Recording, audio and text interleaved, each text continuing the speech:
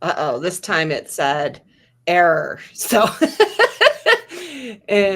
but it looks like it's live now. So I think we're okay. Okay.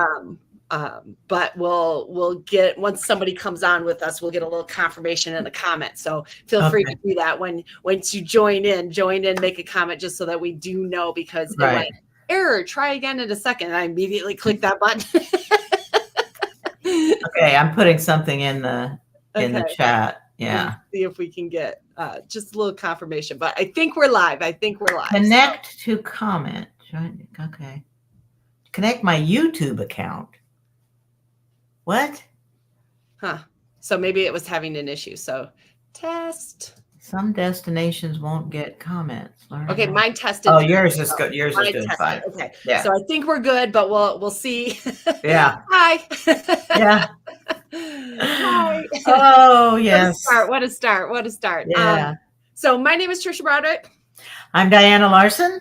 And we co-wrote Lead Without Blame. And I was just doing a talk with for comparative agility. Oh, look at that. Nice, you got it. Yeah, interesting how that shows up. Oh, I see. Because of the turquoise. In the background, it goes right through. Changes the color of the title. Yours has notes in mine. Mine has a. I am. This isn't my notebook. This is just my packed book. Yeah. So we are coming together once a month, just do a live, partially because we miss each other always. But two, there's just always so many topics and we want to keep digging into them, keep talking. So if there is a topic specifically that you're interested in the future, let us know. We kind of pick these based on themes of like the month and by chance of different things, by chance, which is this month's topic. I like that I accidentally threw that in. Yeah. But if you have a specific topic you want us to dig into more, just let us know. And we're always game to talk. Yes. Yes.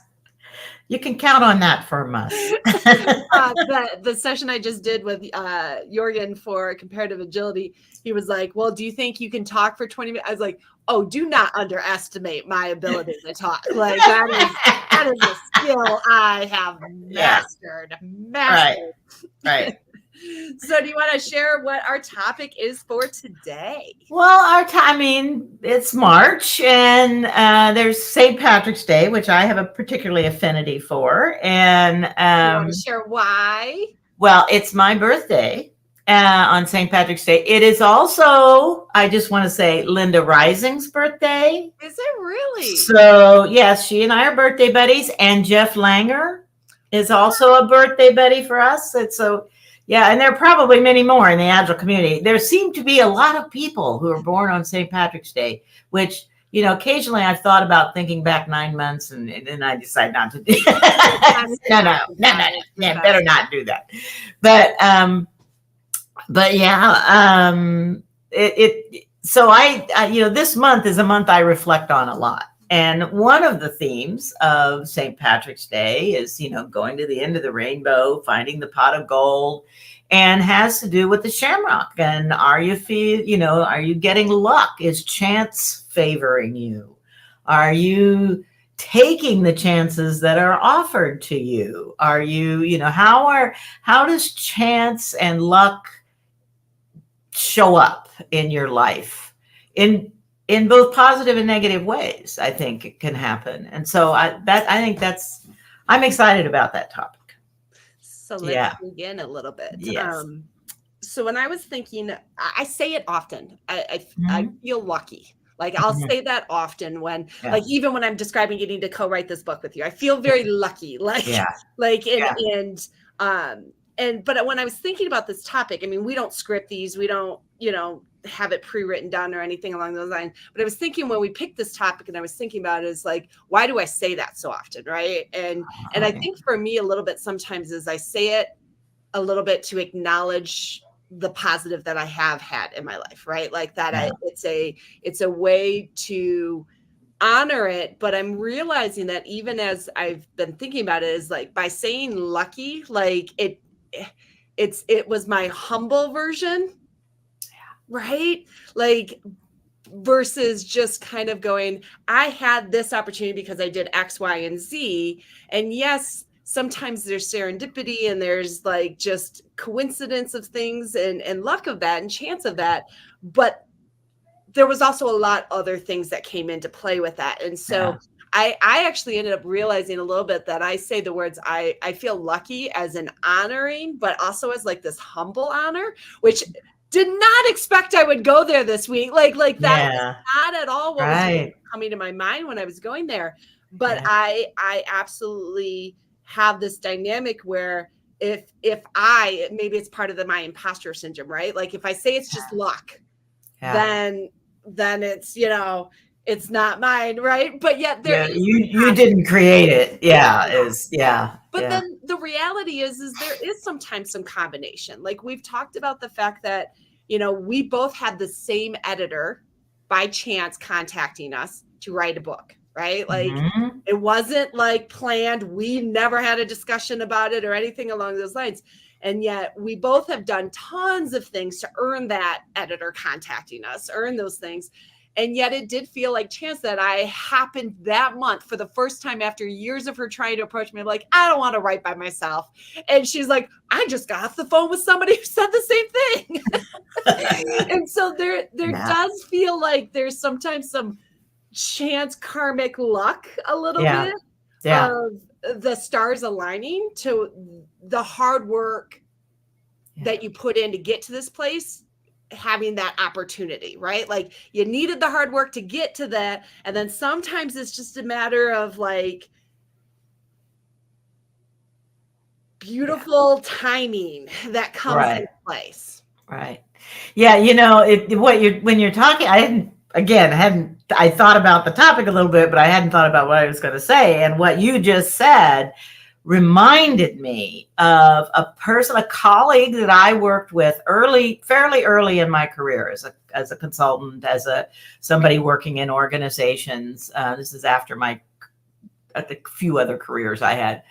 And the quote that he would use all the time that really had an impact on me at the time and has stuck with me over these years is a quote from Louis Pasteur, who was the guy who invented or discovered, I don't know how you do that, the smallpox vaccine, and went on to do a lot of other innovations in healthcare. And the quote from him was, "Chance favors the prepared mind." And I really thought about it at the time when my colleague said it, but every so often it comes up. It's like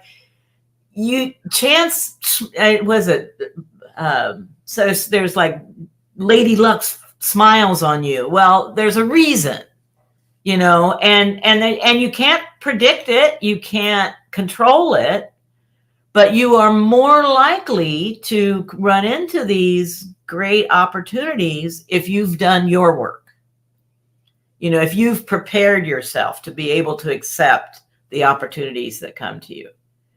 And I think that's just is a really huge thing for us. I mean, particularly right now, when I'm running into so many people, former Agilists, current Agilists who are not practicing for one reason or another, other folks from other fields who are saying to me, I think it might be time for me to do something else right now with my life, and looking around and changing careers, and it's just, and finding things that they were really, they look back. I mean, there was this thing about whatever you did when you were 11 years old that you could do because you wanted to do it is something you should consider as a career later in life.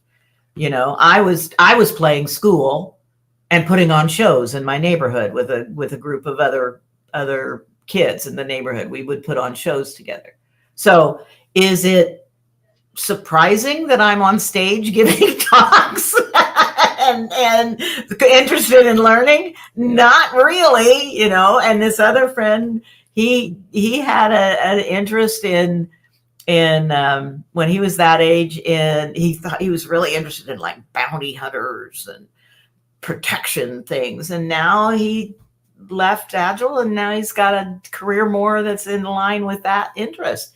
So, but there's preparation involved in that. You know, at that, even at that young age, you're really putting the time in, right, to figure that out.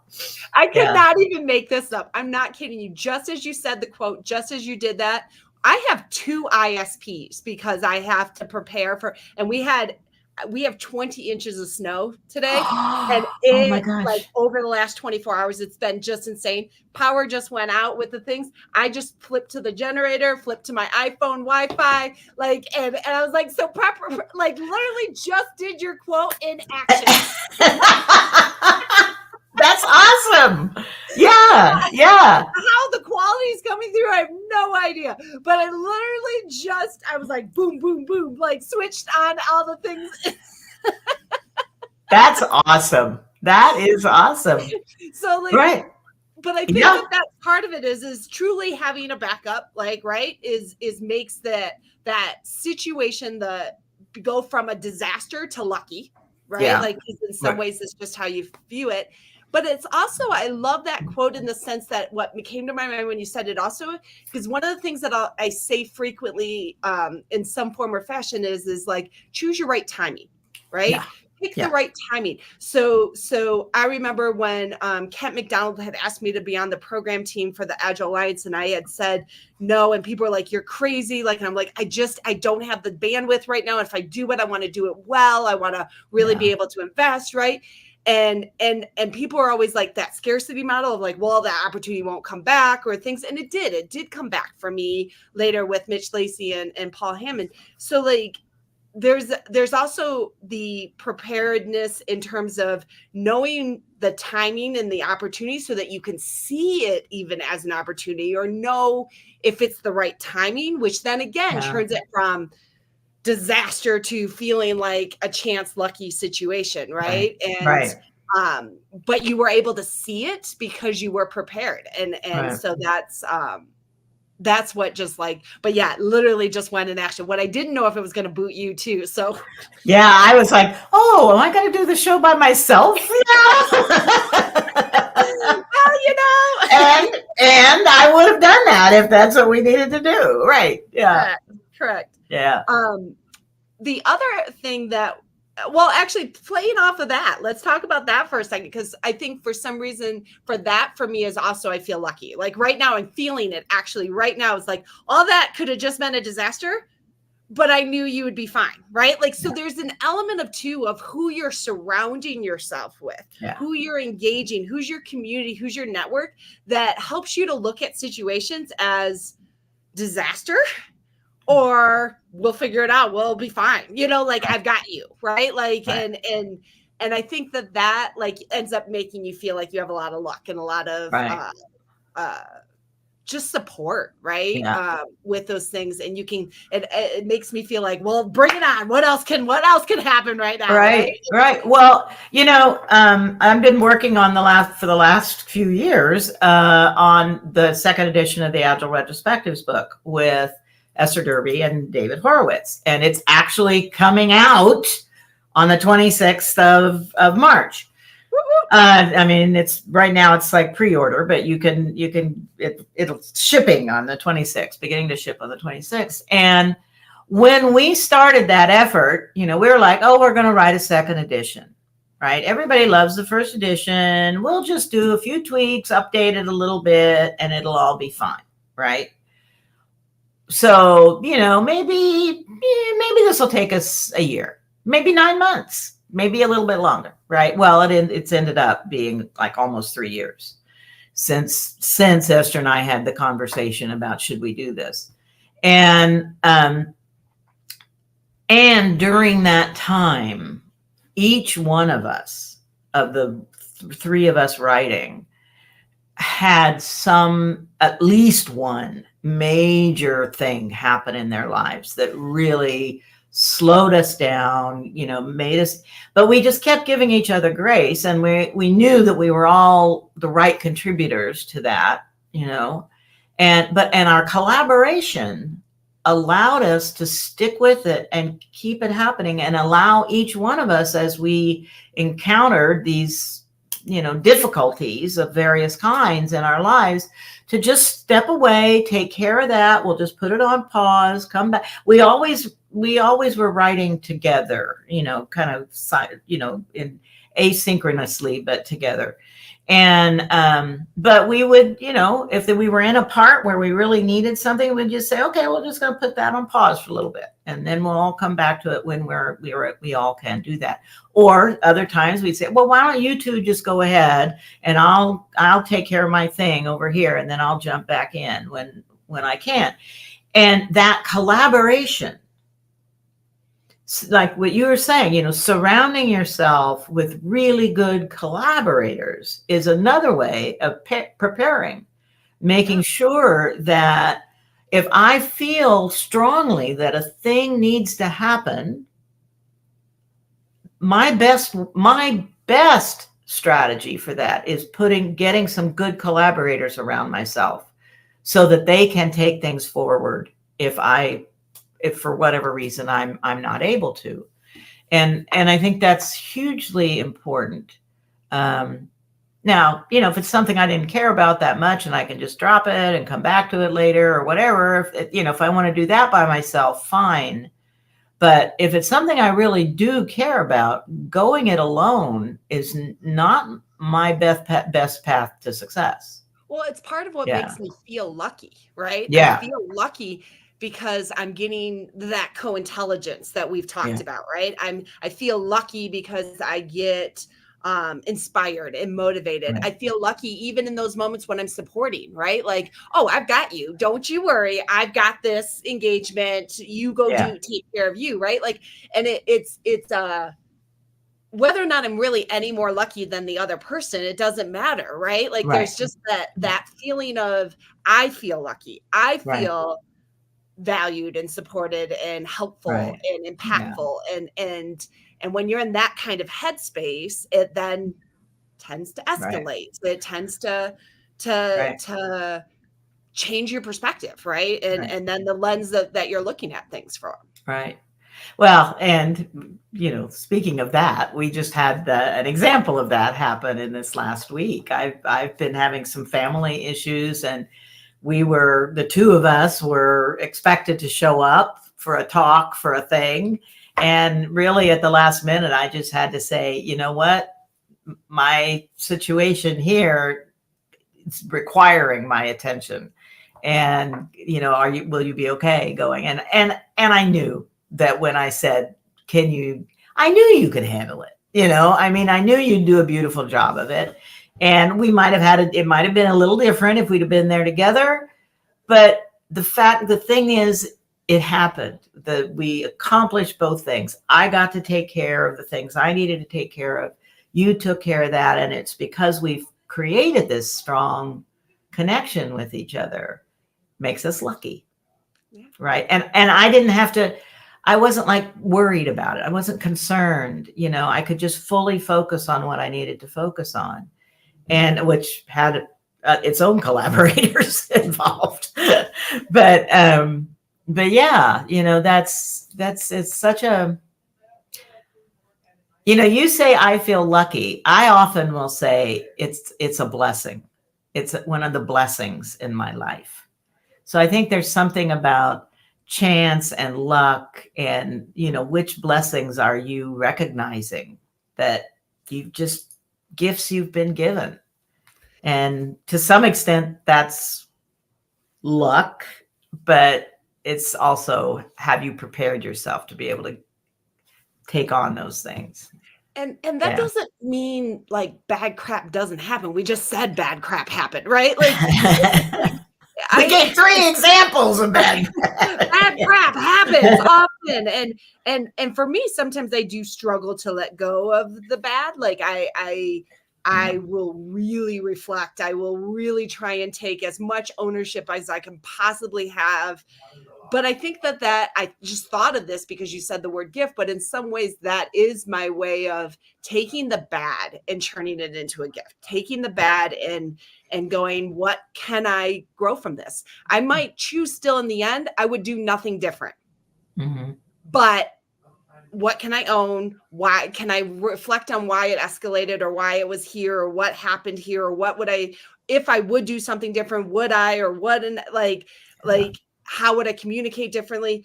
And I think that then circle full thing goes back to my preparedness, right? Like that I'm taking even the situations that don't feel very lucky, don't feel very positive, and trying to leverage them for next time, for growth with things. For an example of that, of just like I just did this post because I'm realizing that I'm doing this. I actually looked up the definition of empathetic. And it's really fascinating because people really focus in on the part about like feeling somebody else's pain or experiences, sharing it, right? But there's a part of the definition about how you respond as well. And with as many layoffs that are happening as the people that are like good, amazing people are struggling for work and things, I end up feeling really guilty about, I'm okay right now, knock on wood. I'm like, I feel the luck and the chance. And then I'm like, when is my shoe going to drop? And then I start feeling everybody else's pain. And then I start responding in unhealthy ways that are like, let me just grow my company and save everybody. What the heck is wrong with, like, that's not like, right. But you forget, like, you get to a place of being so empathetic, but you forget part of that definition of empathy is also how you respond. Is it in a way that's supportive, right? And so I will actually find myself feeling lucky in a moment, but when I'm feeling empathetic pain from other people, wanting to hide that or wanting to like project it in some way, it's like so I'm actively, that's something I'm actively working on right now is owning my own luck right now and chance, and also being better in an empathetic, responsive way to people, and how I can go about doing that. And that's something I'm still figuring out personally. Right. Well, and it's the subtitle of the book, Resilience and Learning, right?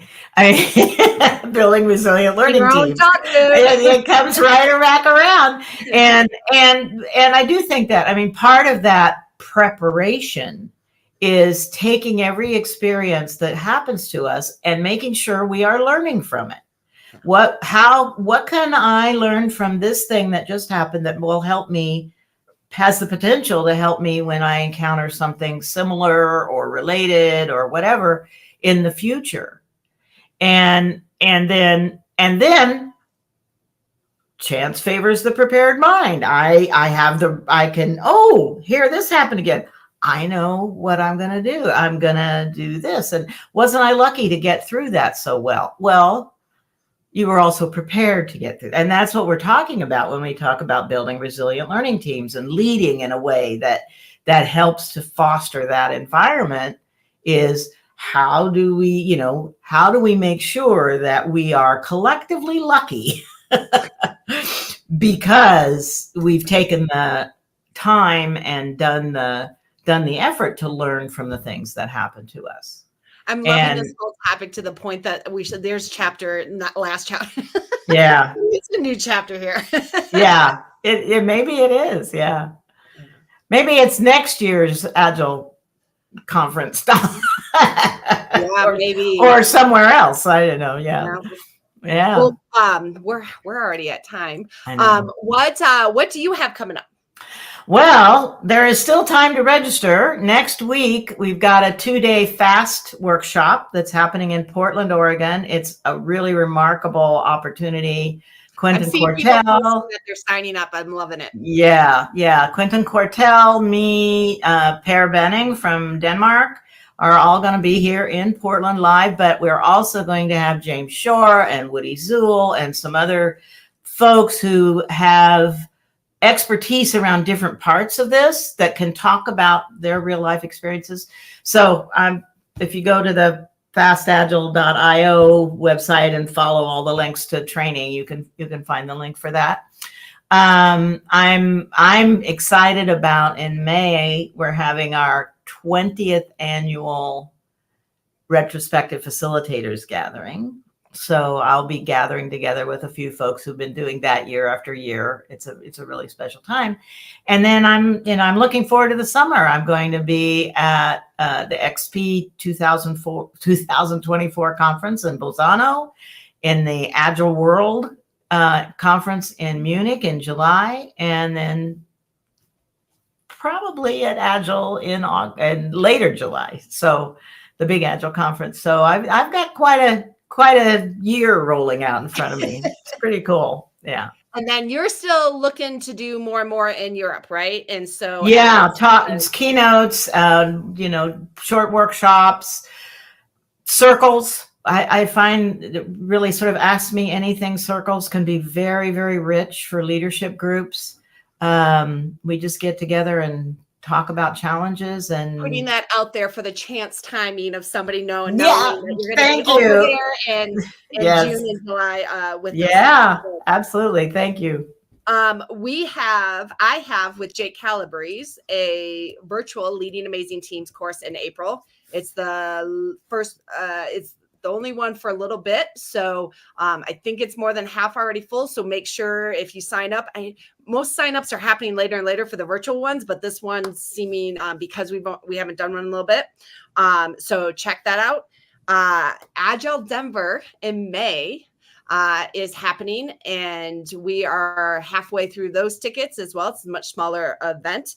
May 15th, please. I'm so excited. The program's getting announced. Speakers are getting contacted right now. So that is happening here local in Agile Denver, but anybody can fly in for it if you like. I just be grateful you're not flying in yesterday because where I was. And that's not even the highest one. Like other people are even higher. It's crazy amount of snow. And then I am doing a keynote for SIMS, Society of Management, Women, specifically management in Denver in May, at the beginning of May. And then I am heading to Budapest for Craft Conference, and I'm super excited. And I've never been there, so it's on my list. I am not speaking, but I'm going down to New Orleans because I've never been there. So I want to go to the Scrum Gathering down there and visit with people and see other speakers and stuff. And then I will be at the Agile 2024 conference and doing a session on courage. So playing off a lot of this and seeing how vulnerable and honest I'm going to get. And probably pretty high, knowing me with those things. But yeah, the only public class that I have coming up is that Leading Amazing Teams. Everything else is kind of speaking or private for me right now. Yeah. Okay, well then we're at time. Yeah, my friend. Again, let us know if you have a topic you want us to cover in the upcoming months. We'll be back. Have we set a date for the next one? I don't remember. I don't know if we have. I don't think we have. So stay tuned because after we get off this call, we'll be setting our next date. Yes, for sure. Well, then we wish everybody a wonderful March and have a great time. Bye.